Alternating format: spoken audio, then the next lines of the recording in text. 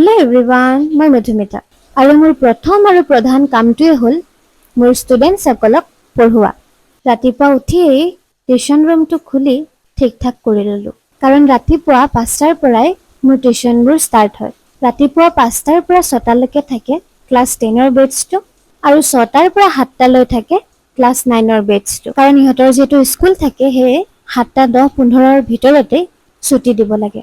আজি ৰাতিপুৱাৰ পৰা বৰষুণটো আৰম্ভ কৰি একদম গোটেই দিনটোৱে নেৰানেপেৰাকৈ এনেকৈ দিয়ে আছে।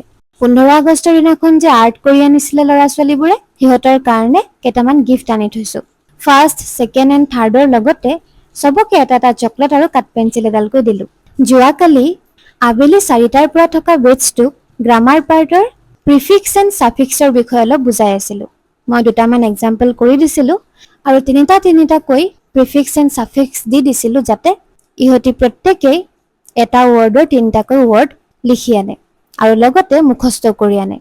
আৰু আজি প্ৰত্যেকেই মুখস্থ কৰি অহা নিজৰ নিজৰ ৱৰ্ডবোৰ এটাকৈ বৰ্ডত লিখি গ'ল আৰু বাকী কেইজনে সেই ৱৰ্ডবোৰ লিখি ল'লে। এনেদৰে পঢ়ুৱালে সিহঁতি পঢ়িবলৈ ইণ্টাৰেষ্টেডো হয় আৰু লগতে বহুখিনি ৱৰ্ডো শিকিব পাৰে। বাৰু আজিলৈ আহিছোঁ দেই, টাটা।